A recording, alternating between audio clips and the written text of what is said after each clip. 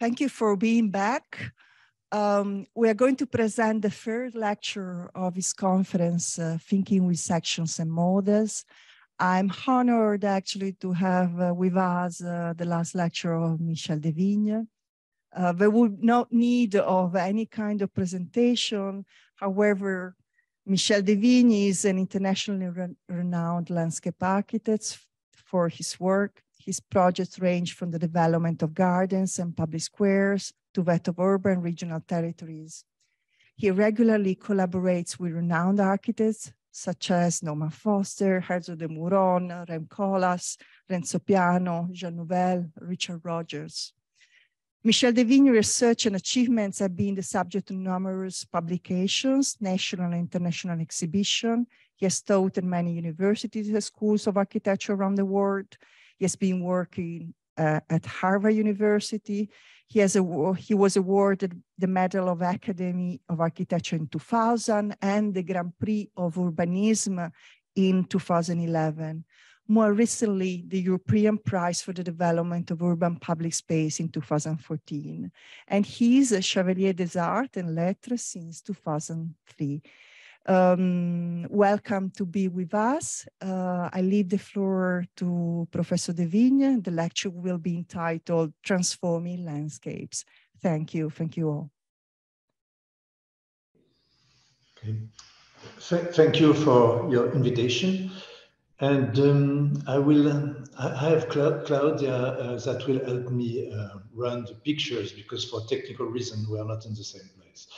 So I focused only on models, and I will show you only model pictures, and we focused on conceptual models. All these models we will look at are study model we do in our office that sometimes are even not shown to clients.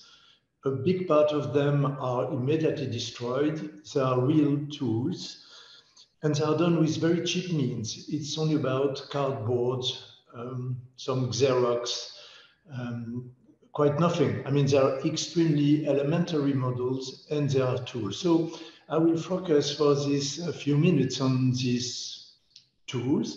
And next. And we found in our computers like 1,000 pictures of study models in the office. And it is about probably 150 projects. And I will spend some time on a few of them, just trying to explain in which way these models are real tools for our concepts. So next, I will not show you, of course, the 1,000 picture, but small samples. And as you see, these are not representations models. They are real tools. It's part of a long process, of course. We have drawings, we have sections, we have renderings, we have a lot of different tools. This is one of the tools, of course, only. So next, and we will start with a kind of project. So I'm not going to describe project, by the way, just trying to identify how it works. And this is a project which is built. A big part of these models are tools for real project. This has been built in Texas, in Dallas. It's a civic space between three very impressive buildings, one from Norman Foster and Opera House, one from Rem Koolhaas, and one from Yao-Ming Pei. And to build these public spaces, we did realize that an American city is composed with a kind of plinth, I mean an artscape, with some buildings on top, framed in the Jefferson grid. And for different reasons it came, and this was discussing with Rem Koolhaas a boring Sunday morning, we understood that there was a beauty in this abstraction of the plinth, and we thought we could have kind of gardens superimposed to these abstract plinths. By gardens, we understood very elementary components like water pools, a green surface, a pit, some trees, etc. So we built first this kind of possible components. Next. And this is sort of ironical. We made a box to carry these small models to the US. And okay, this was just a box with the tools, and there was a kind of confusion. The clients sort of believed this was a project. And of course, it was funny. And we do understand that this could be a fantastic way to share the process and the concept of this project. And so we literally use these parts like a puzzle with clients to define the composition of this project. Next. And this was a more serious model with the plinth and the tools. You see, they are not used. And next. This is not what has been built, but it was a moment where everybody was trying to move this puzzle. Of course, there were rules and there were balance between the components. So I really like this method. This has been built, and it's a little bit different today. Next. This is a project in Paris. It's about urban agriculture. It is on the top of a building. It's built a building that has been refurbished by David Chipperfield and Olafur Eliasson, we already mentioned. And I didn't want this urban agriculture to look too, I don't know, fake. And I wanted it to be part of the architecture of this building. And that's why we conceived it with vertical layers of agriculture, and we try to compose this very close to the architecture and to the work of Olafur Eliasson. So next. And of course, the model just helped us understand the density and what it would produce in the horizon line in Paris. It's already built, and I wanted it to be controlled. Okay, next. A totally different project in the US with Herzoge de Meuron architect in Los Angeles, and it was about a long crest on a hill close to the ocean. And for a different reason, we were looking for a kind of horizon lane that corresponds to what exists in Tuscany in Italy. Next. And in Italy, sometimes in this agricultural landscape, you have creased down by rows of cypresses, pine trees, etc. And it's very important as a silhouette in this landscape. And to build such a silhouette, of course, we made drawing, we made plan, but at a certain moment, such a simple study model helped us define this silhouette about density, dimension. These trees were real, trees from nursery, so it really helped us control what kind of silhouette this would produce. Next. I like these elementary tools. This was a discussion before, and this takes 5 minutes. And it's so different from a drawing. It's like a kind of bas-relief, so I have no translation for this. Next. This was an important tool for a project we built in the Netherlands, in Almere, with OMA. By the way, this has been transformed. Now it's a kind of not so nice kind of loan. But when we did it, Rem Koolhaas was thinking about two words. There was the piazza in front of a lake, but there was also a kind of, he spoke about an underground world, which mostly is composed by car park and accesses to different buildings. And we decided that on this very, very open piazza at this moment, and it corresponded to the program at this moment, there would be the garden, and this garden, like sunken gardens, would be the connections between the two worlds, the piazza and the underground world. And the model was a way to check the proportions between sunken gardens, open space, and of course, underground world. Next. So it's all about having a control in proportion. Again, it's not a presentation model. No, not one of these models has been a presentation model. It's only about, it's our own tool to define how big is a tree with a wall, how looks the wall compared to the sunken garden, what is the effect of the slope. Next.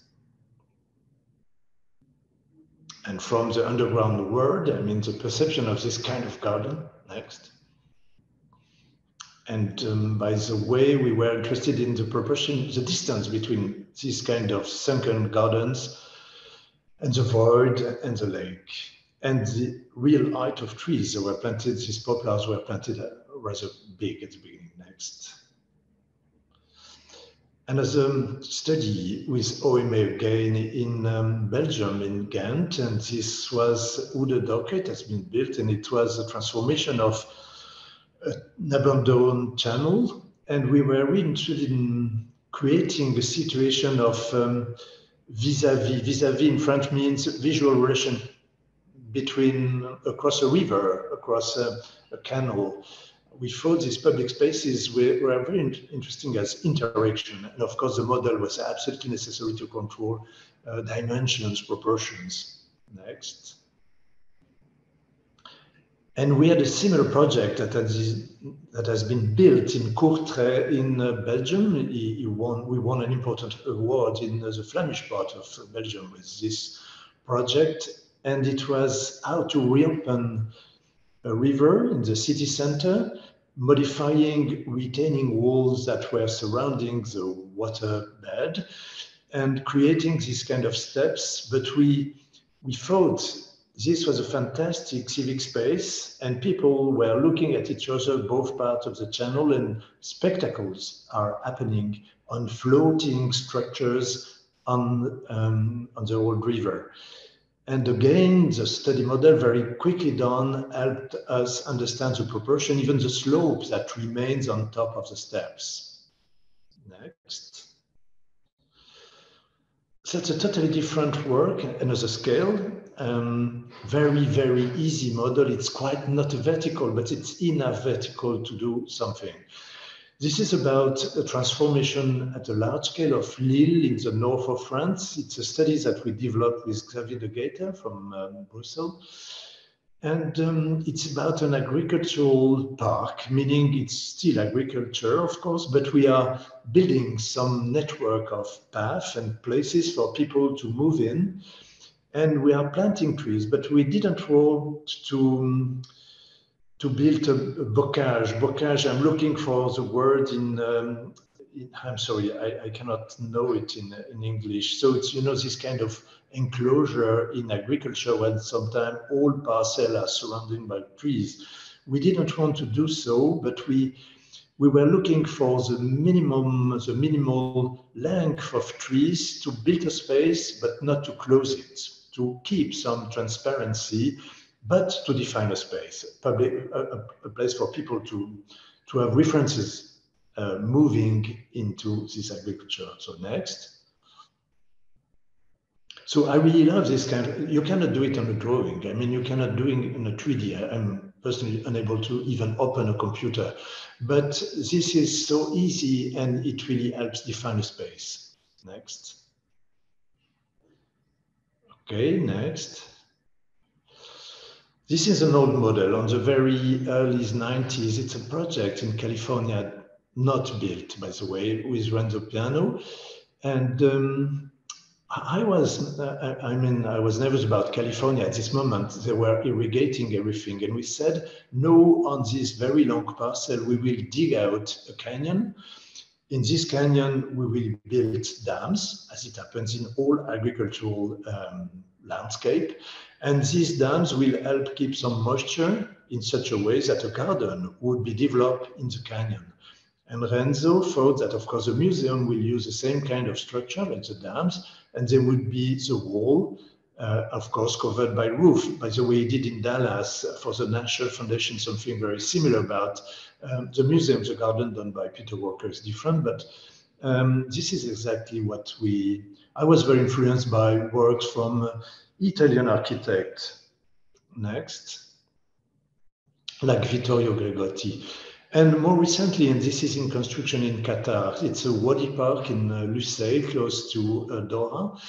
And we are giving some enhancement, some amplification to a dry river, digging out a kind of riverbed and using this riverbed to build a volume, kind of dunes on the left part of the picture. And of course, everything is built in the same way by kind of dikes, kind of dams, and of course, a kind of built landscape. It is something extremely important in our practice. I mean, and this has been taught a lot by Michel Desvigne in the French landscape architecture school, to have a clear difference between what we feel to nature, even if it's enhanced, and what we feel to culture, to construction. It's still very important in my mind. I'm sometimes some difficulty to understand landscapes that are auto-referring to other parts, where you see, okay, this is another debate next. So you do see the importance of the model, of course. It's the proportion between the riverbed, the planting, what is built, and the height of this kind of new topography we are building on a big length. It's more than 1 kilometer long. Next.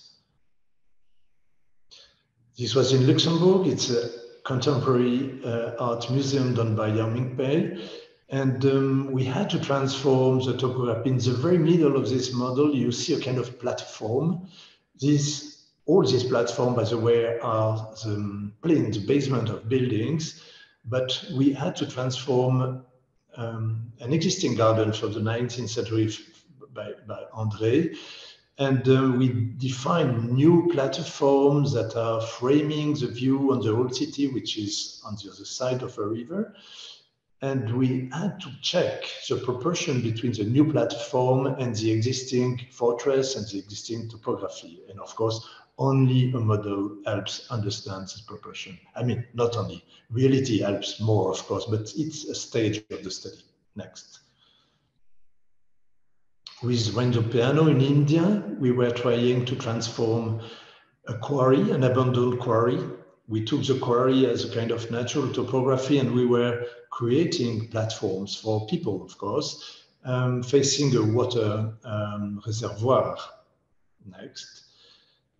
And this is something more now. I mean, of course, it's not that simple geometry. This geometry follows in part the natural topography. But again, we are trying to define this balance. I'm extremely and more interested in shapes, dimension, proportions. I mean, I love architecture, landscape architecture, of course. And we spend so much time trying to define such a simple shape of this bench surrounding the quarry. I mean, it is so important for me. Next. This is in Minneapolis. It's a project with Herzog de Meuron Walker Art Center. We defined a new topography. I must say this has been done in part only. We did a project, we did the topography, we did a project with James Torrens, and Petra Blaise from Inside Outside completed it because there was a change in the director, which happens a lot, and Petra is a good friend of mine. But I was very interested even by James Corner's vision in the American landscape, where you still have a grid superimposed to topography. But we thought this could be, of course, in the topography, but in the tree layer as well, and this corresponds to the right model. So next. And this model, very simple, which is flat, we forgot the topography for a minute, and we were just trying to define the interferences between the grid, the tree grid, and the topography that we defined as a kind of miniature of a landscape. And of course, it refers to some artist from Canada. I forgot the name, a guy doing animation movies. Okay, next. And by the way, these study models are part of the Walker Art Center art collection now, so I'm very proud of this. I think it's probably in the sailing, but so what interests us is from a grid, of course, you can play with both geometry and sometimes something more organic, precisely related to our topography. And still with a grid, it's an artifice, it is an explicit artifice, but we are looking for the kind of space it can produce. So next. So very basic geometry. Next. And more interferences with topography. Next. So it's not a fake nature. It's really an artifice. We play, we agree to play with an artifice. We want an evidence in the artifice, but then we can try to produce a kind of nature at the moment. Next. And we were interested at this moment in how to mix up species, not as a correct ecologist or a botanist could do, really like a landscape architect, if I can say, as an artist again, so mixing species following the topography, by the way. I have to precise that before to be a landscape architect, I studied geology and botanic. So I am definitely a landscape architect, but I have some, so I don't like fake botanic, neither fake geology, but of course we play with. And I like this, yes, this plastic, this architectural play we did with this. Next. Okay, I do not comment, you can imagine. We did plenty of this. Next.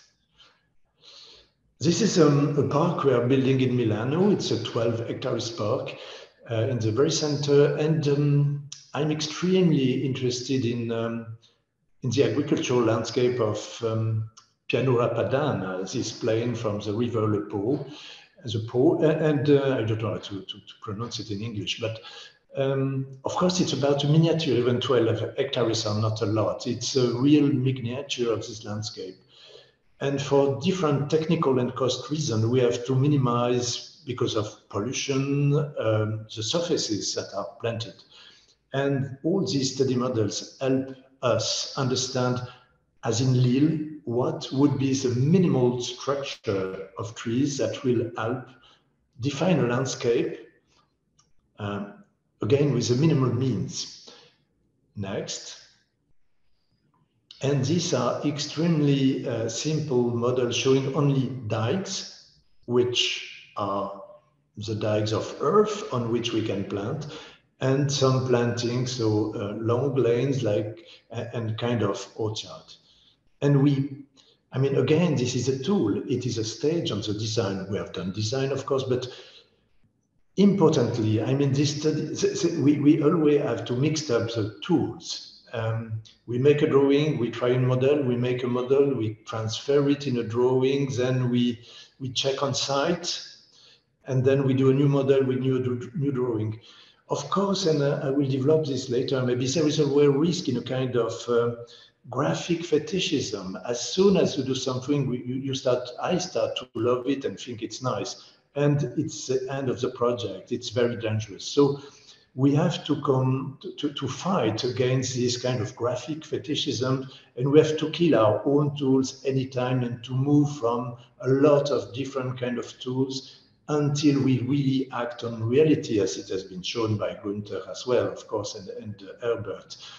All these tools are necessary, and we need all of them. Next. This is a model of a garden in construction for European Justice Court in Luxembourg. It's in front of Dominique Sparrow's work.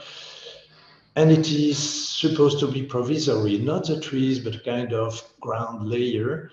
And again, we are trying to build a kind of space for different activities and sculpture. Next. This is a car park, and the car park, we conceived it like clearings in a wood. Of course, a new wood, it's with Bernard Tschumi in Burgundy. And of course, we need a geometry for, for references for car, and for different reasons. But we wanted this clearing to look more complex, to be more complex. And I love to play, such a model takes 1 hour. I have no idea, maybe a little bit more. I should say, by the way, that all these models are done by students, internship, and they are so important for us. We cannot afford real models sometimes in public commission. We don't have so many fees to work with. And these very elementary and cheap models are so necessary, and we love to work with students, and I think they learn a lot with all the possibility of spaces they create. Next. That's an important project, and it was a garden for 10 years that was a kind of stakeholders on a place. Now we are building the long-term park, and we have been working with so many architects now, with big architects, but there are a lot of people working on it, like RCR, sorry, and Shigeru Ban and Baumschlager Eberle.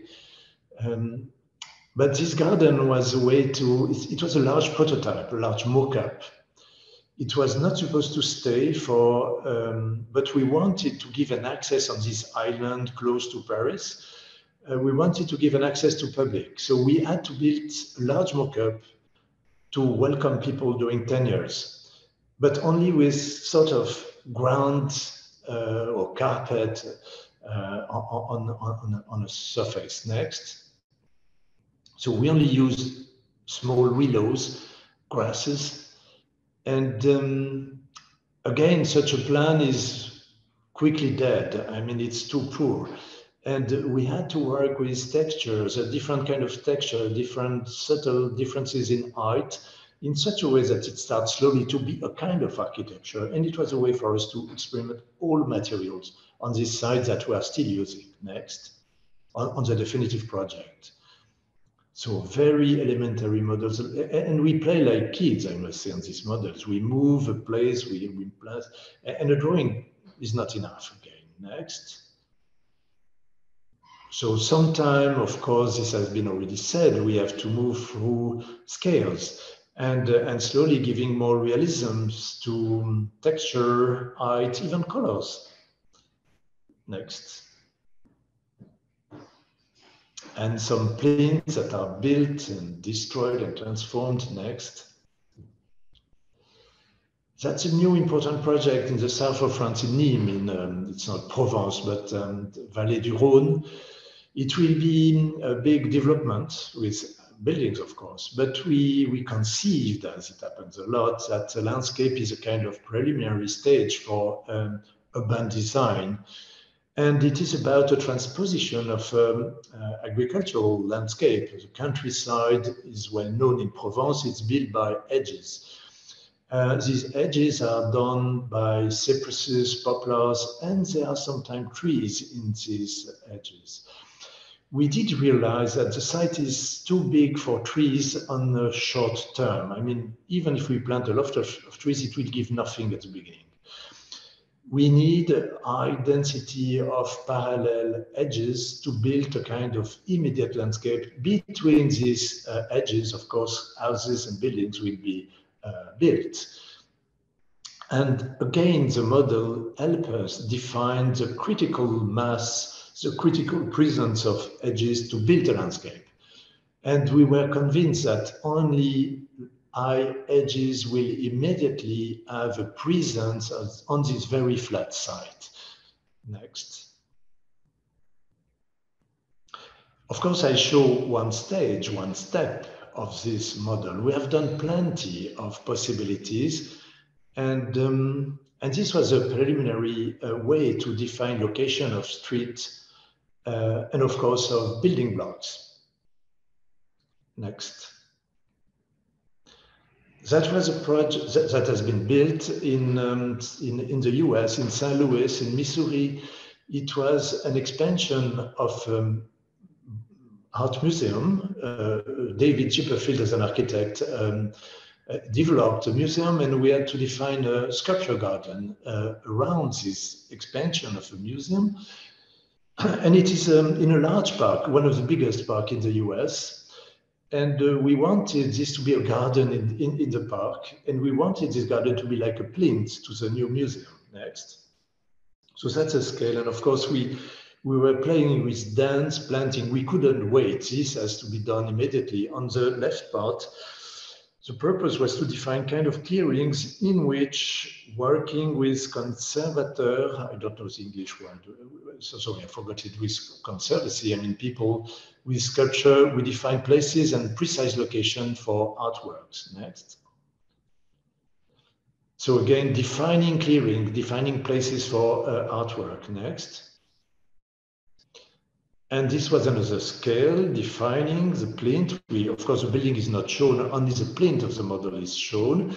But this was where we were looking for, of course, the expression of real existing trees surrounding this place is a little bit poor, but it's for us. It's not to convince anybody. It's really for us. Next. So defining the critic density of this planting. Next. Another scale. So when we have one of the clearing, we had to define kind of plinth, built plinth this time, not the metaphor I evoked about the green plinth, but real concrete plinth, to work with the artwork and define places for people as well. There are kind of mega benches on which there are both people and artwork. And again, only a model help us define the proportion between the plinth and the clearing with a kind of realistic proportion of the young trees. Next. Okay, so you do understand how it works. Everything is built. So in another lecture, I will show what could be the reality of this, which is interesting. Next. It is Le Louvre in Abu Dhabi, done by Jean Nouvel. We did a part of the work. I must say it has been completed by Gillespie, a very commercial firm, according to me, in England.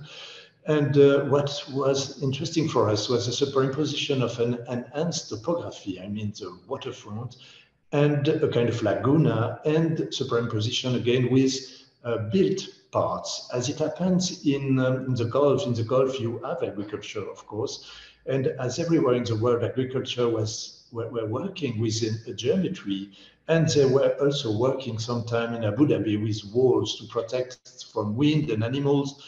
And we thought there could be gardens superimposed to a landscape.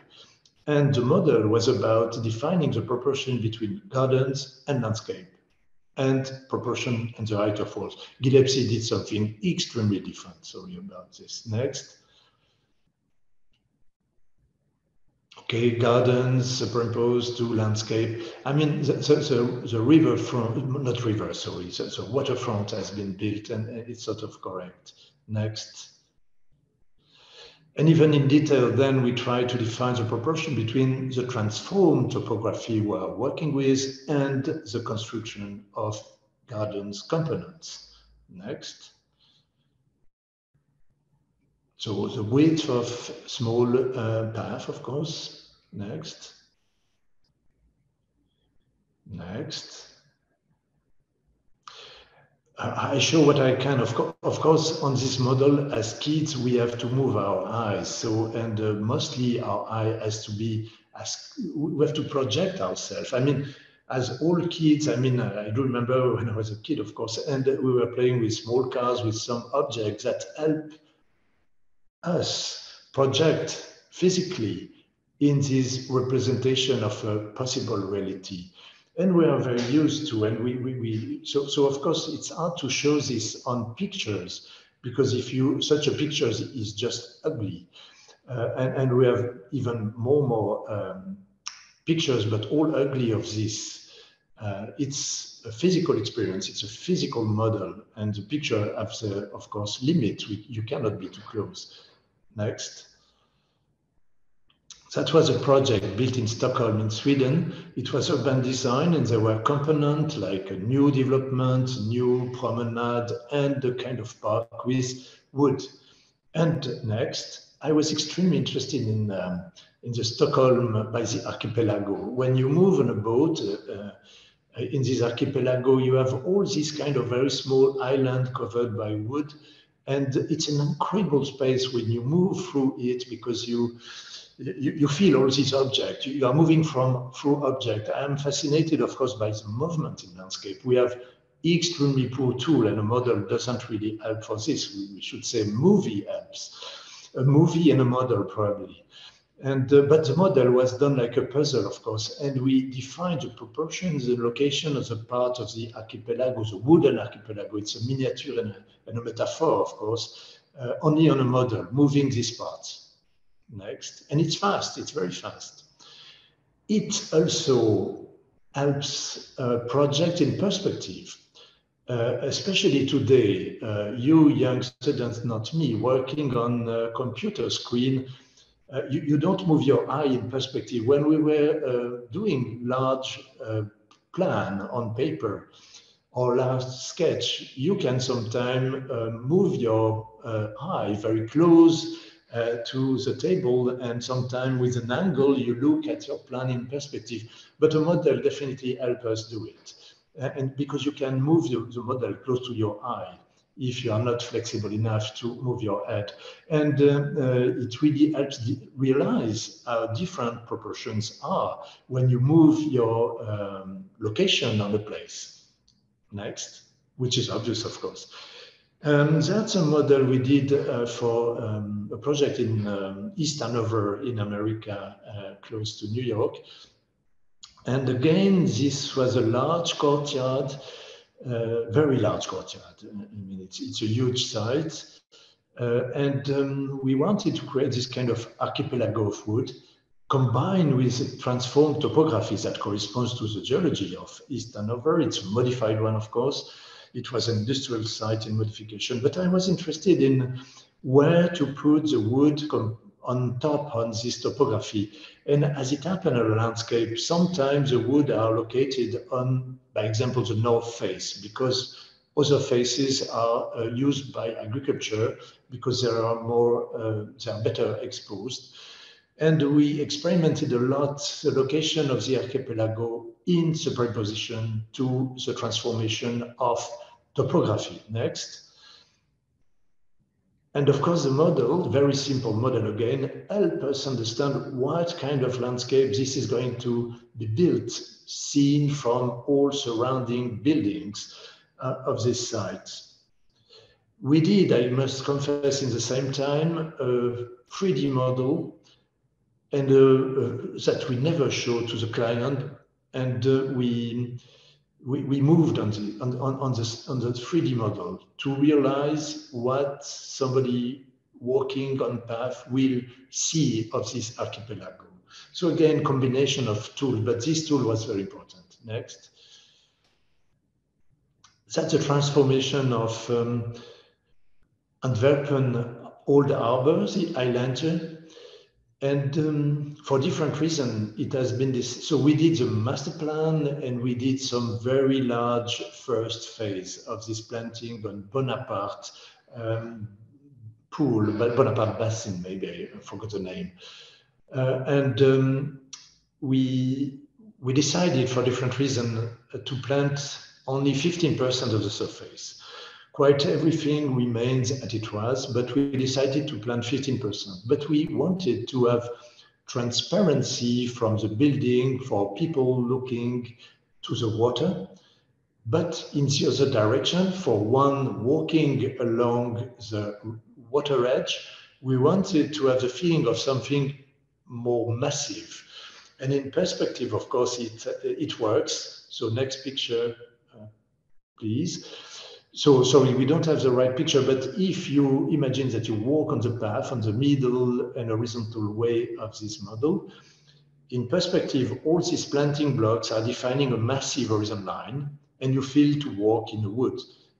In the other dimension, when you look from the building, you still have the view and the transparency to the water feature. And this creates kind of room, and only the model helps us define that the 15% will work, and in reality it works. It's quite okay. Maybe today we would do it in a different way, but this was what has been done. Okay, next. And I'm definitely very interested in this composition by kind of layers. So it's not about mass and void like it could happen in architecture. It's more like playing with curtains, like in a theater decor, and one move through the curtains. And of course, the model is absolutely perfect. This is what we did in Bordeaux along the river, on 6 kilometers long, on Parc Angélique. And this was a study model to understand which proportion between planting and not planted areas. Next. And again, that's so important for us about vegetation. I mean, of course, such a model looks like a radiateur, but it helps us imagine that when we move on the main path, which is parallel to the river edge, we will have sometime massive, sometime open, sometime totally void. So these are not rooms, these are differences in densities. And these differences in density create spaces, kind of spaces. Next. Another scale of the same story. Next. And this is sort of more helpful to understand what I try to say. So you have to imagine yourself walking on the path in the middle of the picture, and both parts you discover. Sometimes you cross a curtain, sometimes it's totally open, sometimes there is another scale, and it's a complex space. I really love this. So it obliges us to work with very high density of planting like forest people. And it's exactly what one could experience, being both part of the city in countryside along the river. Curiously, people like this, I hope, but not our client, because they don't recognize a park in this. It works well. I mean, it's very successful, but we had a hard time to convince the specialist about this. Next. Claudia. So next picture. Ah, voilà.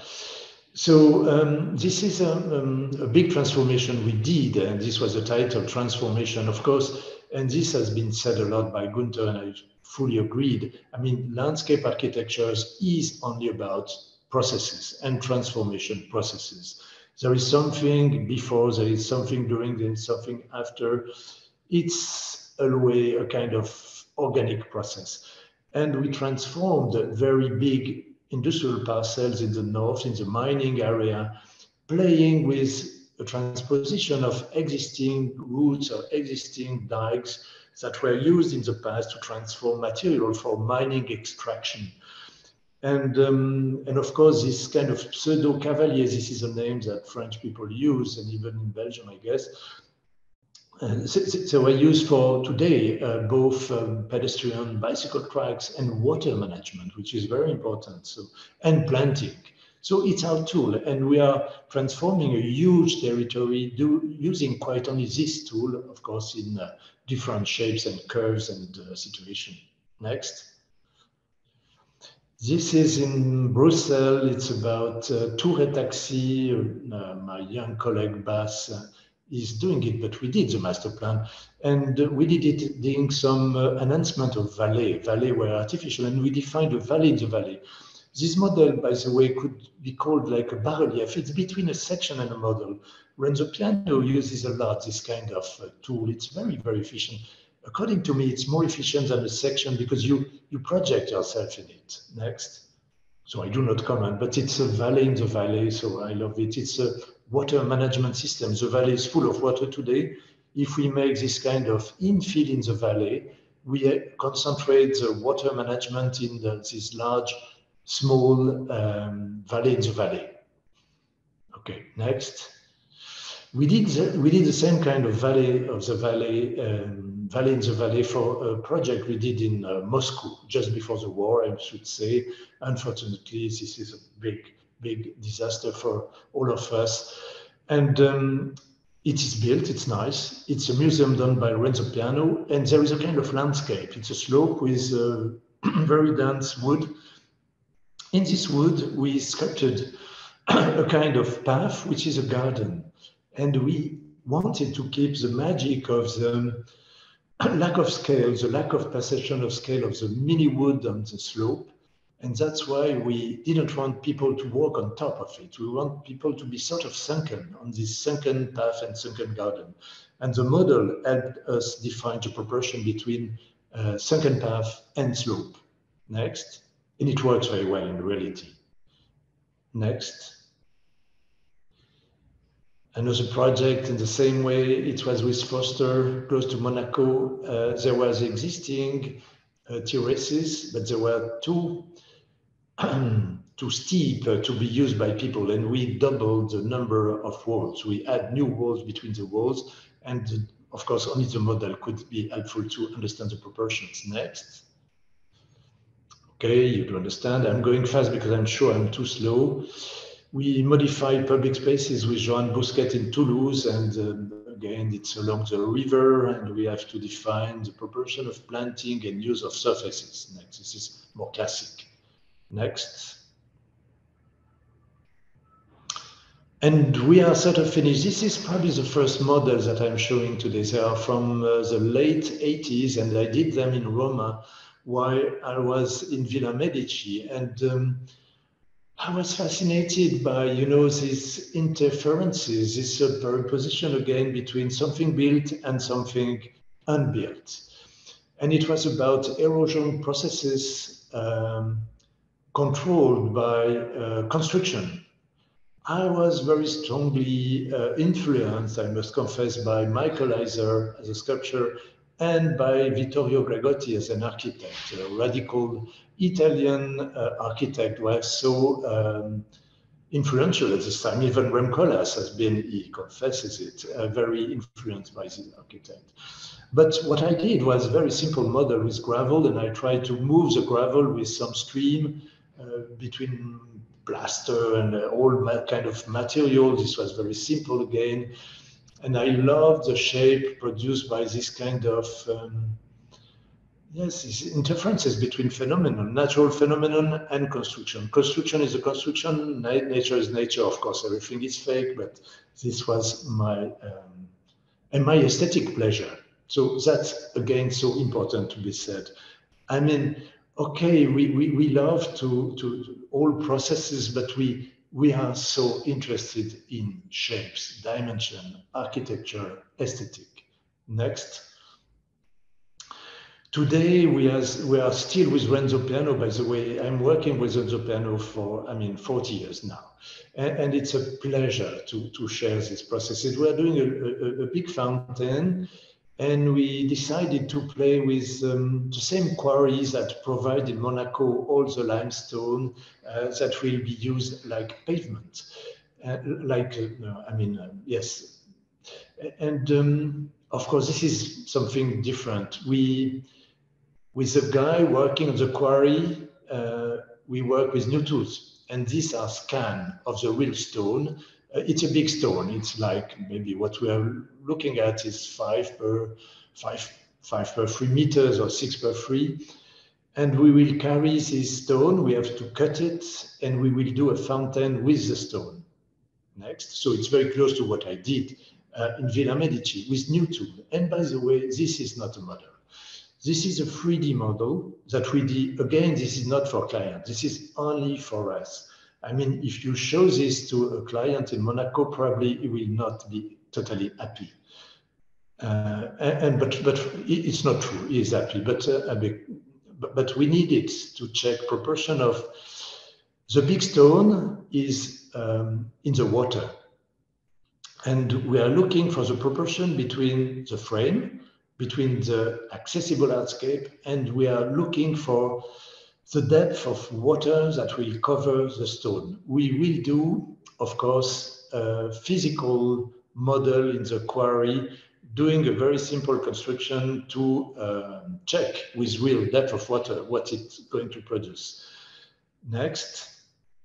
So we do with Florian in the office a lot of 3D like collage, like montage, sometimes from a picture for a physical model. Again, all these tools are so important not to be stuck in this trap of graphic fetishism. Next. So you do see what could happen with different depth of water on top of the stone. So we have to define this today. Again, proportion of everything. And again, we have been looking only at, this is the last picture, at pictures of study models and picture of study models. So tools for us, and again, it is so important, to do. So we are trying to speed up, even in the office, to do more and more and more this kind of approach, and to combine new tools. Of course, real scan on site we try on site to make, I don't know how to say this in English, I'm sorry, but to paint on site, to see what real proportion it has on real site. We did this in Minneapolis a lot. I mean, and that's so important. In public commission in Europe, it's not always easy, but it is so important to try on site. All this combination help us see. According to me, what is the more important in our profession is the pertinence and the control in scale. I mean, we are all very good in designing. What is more difficult, and still for me it's so difficult, is to define the right, to understand the right scale of a place and to understand the right scale of what we are transforming on top of it. And this requires all possible tools we do have. So I think the last picture comes, and I have no idea about the time. Next, Claudia. So it's just to record you all these kind of tools who are playing. I mean, they are all dead. Some are in museum. I don't know why. In Pompidou, in Louisiana, in I don't know where, in Minneapolis. A big part of them are immediately destroyed. And a part of them will probably be exhibited in Milano in the Triennale in a few weeks, hopefully. Voilà, c'est fini. Thank you, Professor Desvigne, for these wonderful lectures and models. So I would kindly ask to the discussant as well as to other speakers to show up. I know that Professor Vogt and Herbert are still online, so we see them all. Maybe, please, Eric, come. I would like to ask first a question to the last presentation that we had to Michel Desvigne. I like very much these models in which somewhat they try to combine a section and a model. Models in section and sections with model in models, especially for framing somewhat the vegetation. And I really liked also the materials that you use, because it's a kind of, transparent for a paper. And you were saying you're playing with curtains. And yeah, can you a little bit elaborate on that? Playing with curtains, playing with transparencies of the trees, also for this aesthetic. That is part of the landscape as well. So I'm not sure, is that a question? A kind of question, yes. If you can elaborate a little bit on that. I mean, all I can say is it. I mean, so again, thank you for what you say about the models. They are so simple, and we all use this. But I mean, I didn't realize this, but looking at our stupid computer, we did realize how many models we are doing with the same tools. And that's important for us because we can compare results. If we move too much between different kind of tools, you don't, I mean, it doesn't help compare them. So it's important for me to keep a certain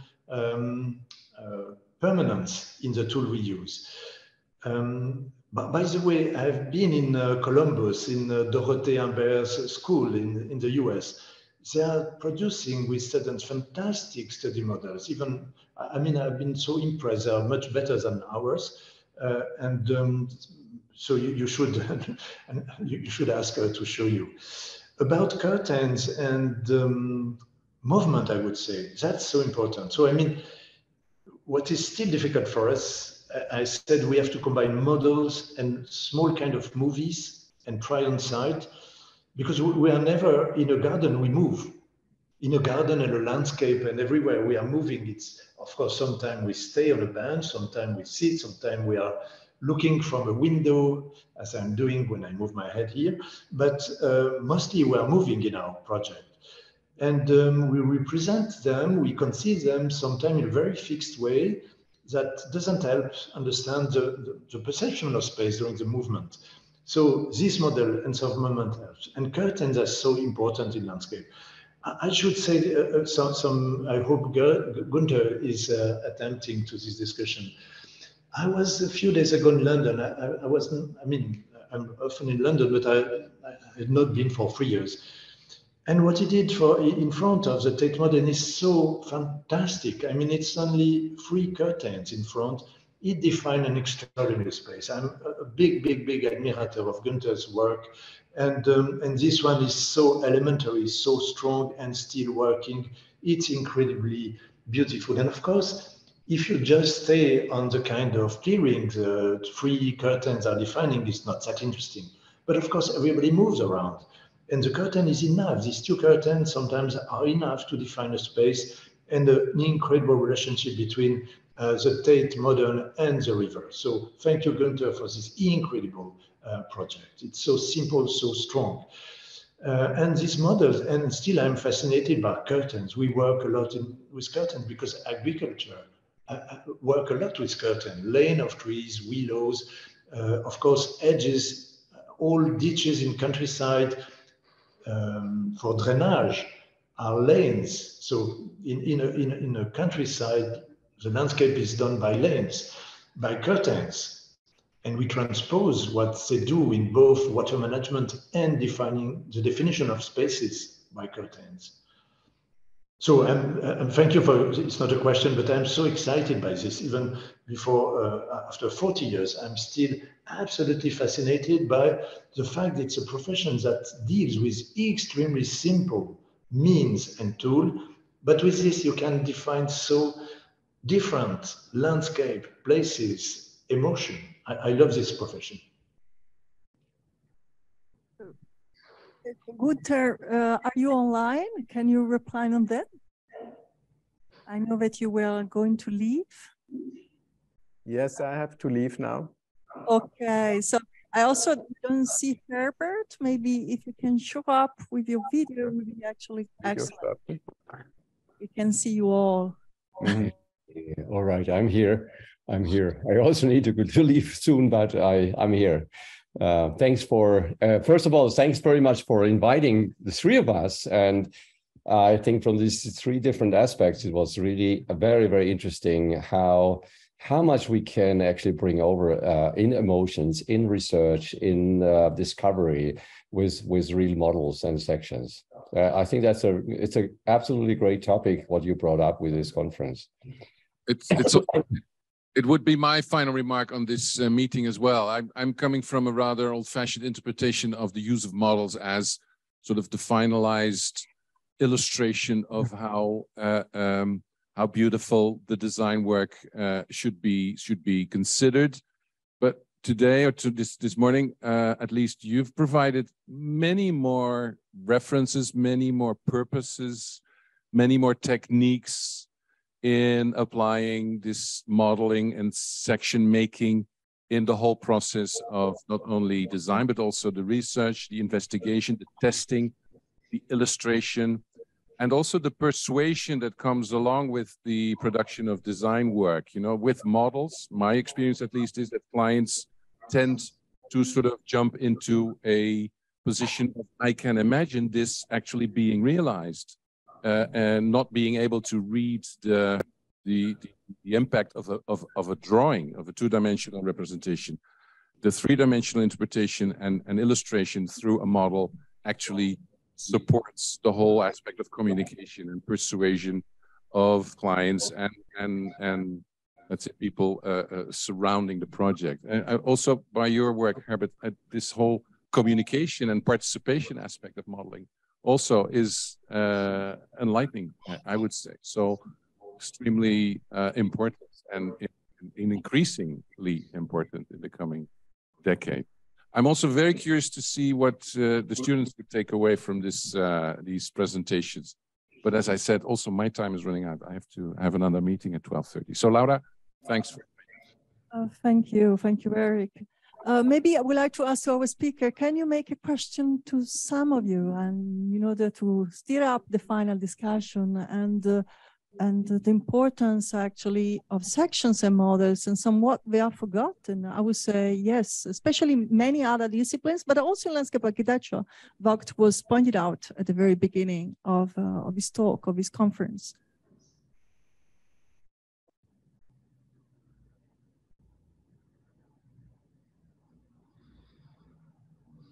So you have a question to one of our speakers, Herbert, Michel, Gunther, please.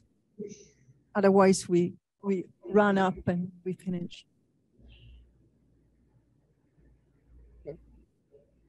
I didn't get the question, right? I have to say, but maybe someone from the students could give a feedback or say what was your learning or your take of the three guys of us of our presentations. I think that would be more interesting for us to learn a bit how your students what they might take over in their next generation of planners and decision makers.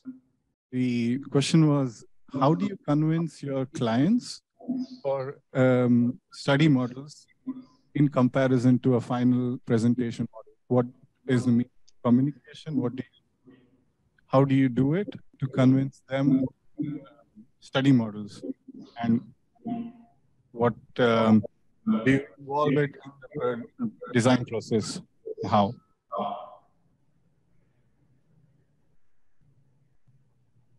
Yeah, before I leave, I can give you an answer. So you're especially mentioning presentation models. We never do presentation models. If we work with models, or in our understanding, it's completely open. And the real question is, when does the model stage ends? And I think it never ends. The built reality after a project, drawings, models, whatever, it's still a model. It's not a real landscape, it's a model. It's still a model. And it's not, that's a difference to architecture or urban planning. It's not static. It's still a model and it can change. And so therefore we invite our clients to be part of this process. So it's very open in which direction it goes. And especially today where we have these problems, the cities are not really able to maintain new parks and new landscapes. So therefore, they have to find new models how to maintain it, or what is the future of these new parks or landscapes. That's really the future. That means that model, our built models or drawings or sections, whatever, are not finished. If it is built on a certain stage, that's not the end. And I think that's really important. Then the question is not an representation of a project as a model is not really interesting, because you cannot dream, you cannot think about what is the future. And that's really important, that it's a never-ending story. It's not fixed with the model, because when it is built, it's still a model. It's a landscape, or even when we are talking about references, is it a model or is it a real landscape? And that's really the question we have to discuss in future. Yeah, thank you. Thanks a lot for this answer. Maybe other questions from the public, from students? Yes, please do come, because we don't see you. And then we close up. I guess it's more a little bit what I got out of today. I'm graduating right now, and it's a lot of desktop research. So I think I want to thank you all for showing such great examples, what models can do for really relating on a more human scale. Because when you make a lot of maps using your computer, and then you kind of forget about the human experience in physical space. So I think the models you've all shown today are a great example for everyone here to relate it more to our research as well. So thank you. Okay, thank you. Any other question? I don't see raised hands. However, but before I leave you, just an answer to your statement. I mean, we should, my students are constantly showing reference images. They never have a real experience with a landscape. That's a real problem. And I think when you are talking about desktop work and so on, it's field work and desk work. And I think especially as landscape architects, what I'm missing with my students, they don't have really experience with field works. And I have the library from Lucius Burkhardt here. Now he wrote a theory about the theory of walking, and to have real experience. And I mean, we are too much focused in our discipline on references, on images. This is not a real landscape. And especially the sections and models helps us to bridge between reality and imagination or thinking. And that's super important, that we really say, this is field work and this is desk work. And I don't say that desk work is wrong.